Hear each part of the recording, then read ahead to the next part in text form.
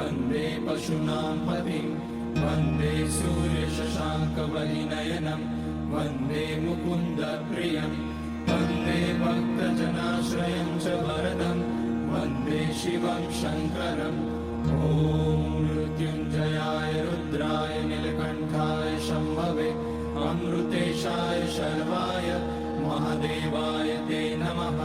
नमस्तेस्तु भगवन् विश्वेश्वराय महादेवाय त्र्यम्बकाय त्रिपुरान्तकाय त्रिकाग्निकालाय कालाग्निरुद्राय नीलकण्ठाय मृत्युञ्जयाय सर्वेश्वराय सदाशिवाय श्रीमान् महादेवाय नमः। ॐ नमः शम्भवाय च मयोभवाय च नमः शङ्कराय च मयस्कराय च नमः शिवाय च शिवधराय च ॐ